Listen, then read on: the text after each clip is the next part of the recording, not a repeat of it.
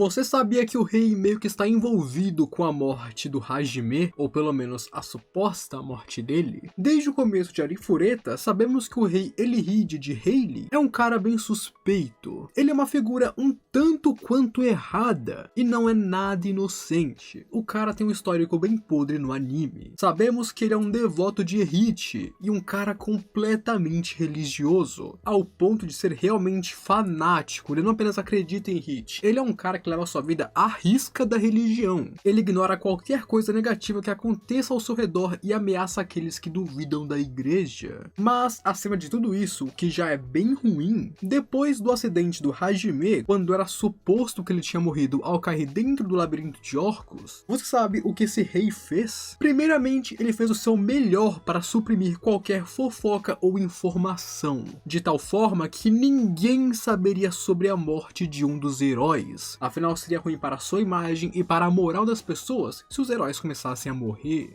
Acima disso, quando o comandante Meld quis questionar os estudantes sobre a morte do Hajime, porque ele tinha suspeitas, afinal Hajime caiu por causa de um tiro mágico, o rei não permitiu isso. Ele proibiu que Meld investigasse esse assunto, literalmente passando pano para a morte de Nagumo e não querendo que isso ficasse por muito mais tempo. Ele queria que todos seguissem em frente imediatamente e se esquecessem da existência de Nagumo. Muitas coisas ainda não foram mostradas no anime, enquanto outras não foram adaptadas, mas hoje eu vim falar sobre elas pra vocês. Afinal, eu adoro Arifureta e me comprometo a fazer os melhores vídeos que eu posso para quem me assiste. Então não perde tempo e se junte à família Grid se inscrevendo no canal para ajudar no meu trabalho e, claro, receber o melhor do mundo otaku.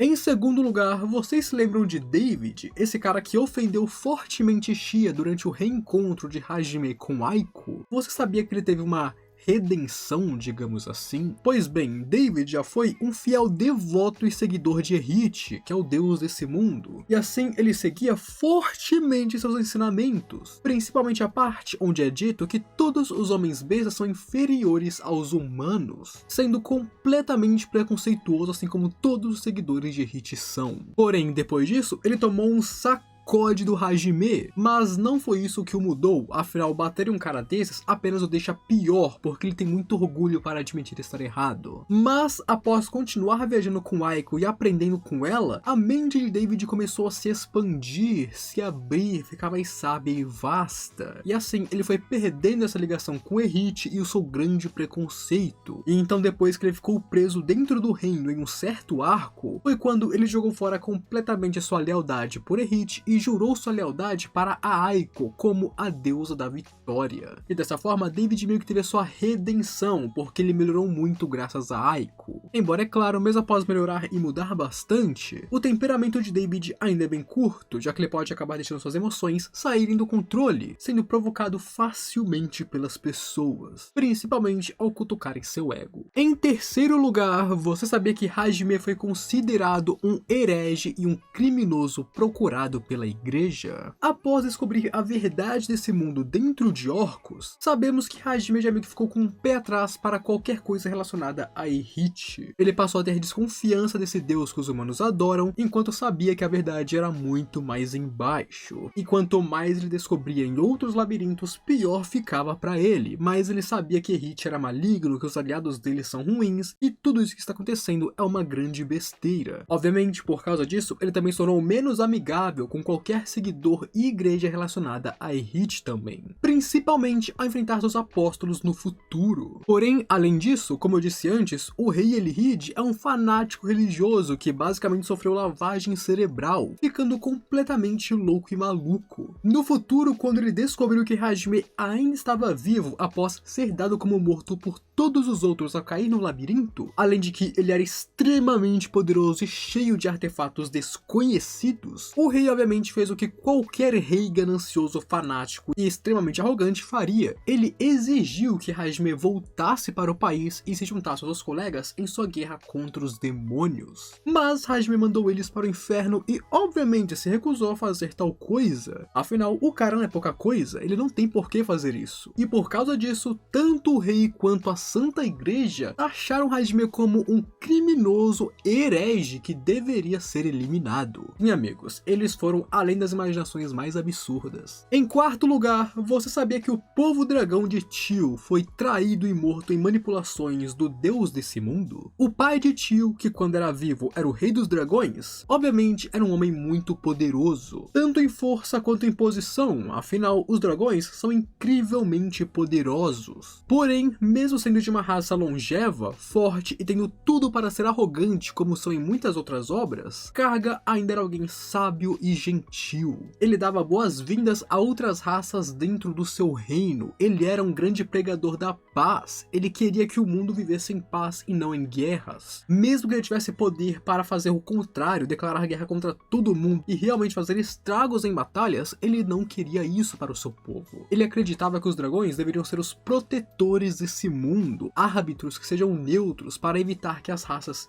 lutem entre si. Porém, foram as pessoas que ele recebeu de braços abertos dentro do seu país que traíram ele, matando o seu próprio povo e começando uma guerra contra os dragões. E tudo isso, é claro, os pegando de surpresa. E claro, todos eles estavam sendo manipulados por Erhit, que fez com que as pessoas de Tortos atacassem os dragões e os declarassem como inimigos, como perigosos. E mesmo nessa situação, Karga não foi tomado pela raiva e sabia quem era seu inimigo, que era Erhit. E assim, ele ficou e lutou para dar a chance de sua filha fugir dali. E mesmo no seu fim, ele não lutou contra as raças, ele não matou ninguém que o atacou ou que o traiu. Tudo que ele fez foi defender o seu povo até a sua morte, porque ele não queria dar para Erhit o que o Deus queria. O Deus queria que ele atacasse os outros, que ele aniquilasse os outros. E Karga, até o fim, conhecendo seu inimigo, não fez o que o Deus queria que ele fizesse. Até o final, para sua própria satisfação, Karga morreu protegendo as pessoas e não as matando. Em quinto lugar, você sabia que Remia, a mãe de Mil, é mais assustadora que Hajime ou Tyr?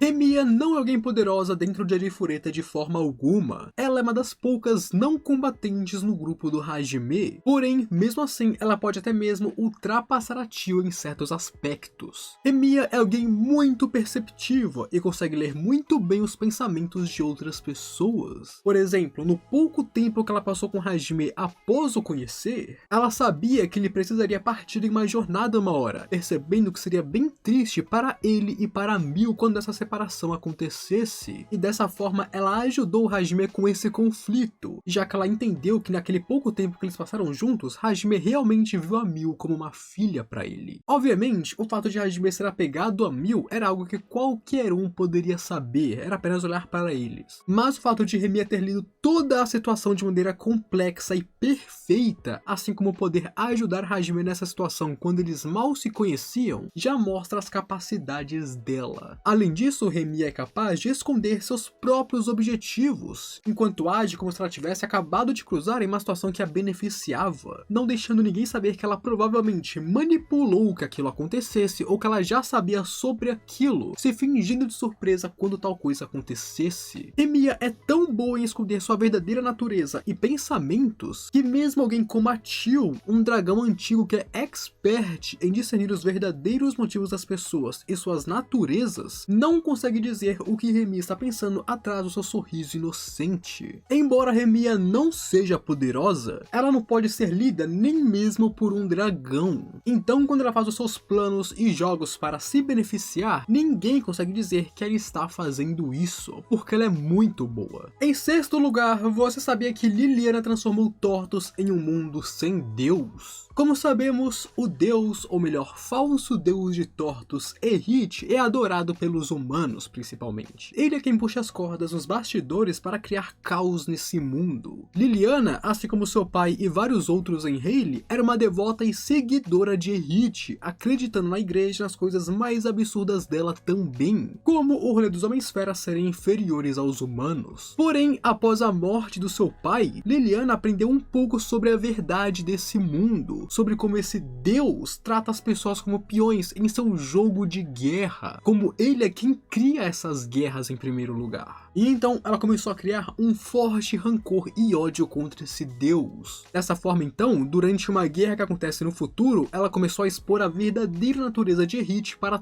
todos os cantos que ela podia, anunciando tudo o que ela sabia sobre o falso deus para todos que o adoravam até o momento. E dessa forma, ela conseguiu fazer que os seguidores de Hit começassem a ficar contra ele e deixassem de o seguir, deixassem de o adorar. O que no processo meio que deixou o mundo de Tortos sem um deus. Afinal, o Erhit era o único deus desse mundo. Então se as pessoas não adoravam mais esse deus, esse se tornou um mundo sem deuses. Em sétimo lugar, você sabia que Xia muda muito para se tornar amada pelos fãs de Arifureta? De início, eu acho que assim como eu, muitos de vocês odiavam a Xia porque ela era insuportável. Ela era completamente egocêntrica e egoísta, muito barulhenta, vivendo em seu próprio mundo, achando que tudo ia dar certo e sendo uma bebê chorona inútil. Além de que, basicamente, ela carrega 85% do eti de toda a obra em seus ombros. Ela é um eti puro e ambulante, principalmente em suas formas agressivas de tentar seduzir Hajime. Porém, com o tempo, mais tarde, ela finalmente se torna mais madura e calma, ganhando mais confiança em si mesma através de suas experiências passadas de aventuras e do seu próprio poder que ela desenvolveu e ficou mais poderosa, embora ela acabe chegando no ponto de se tornar super confiante, e às vezes se esqueça dos seus próprios limites e do quão poderosa ela realmente é. Então, ela continua tendo falhas bem óbvias, mas ela não é mais chata que nem antes. Xia melhorou bastante, enquanto ainda manteve sua personalidade brilhante e amigável, mostrando que, embora tenha amadurecido, ela não mudou completamente, ela não se tornou outra pessoa, ela ainda é ela mesma, só que melhor do que antes. Isso é o desenvolvimento dela, e é muito bom. De certa forma, ela também meio que puxou um pouco da Yui, como é mostrado quando ela age de maneira idêntica a Yui, menosprezando e desrespeitando qualquer um que insulte Hajime ou dê em cima delas. E você sabia que a Tio já foi uma pessoa normal? Sabia que teve uma época em que ela não era safada? Nesse vídeo eu conto tudo o que você precisa saber sobre isso. Mas antes disso, se inscreve no canal, deixa o gostei e comenta aí embaixo qualquer coisa para provar que assistiu até aqui. Então não sai do canal e continua assistindo. Agora eu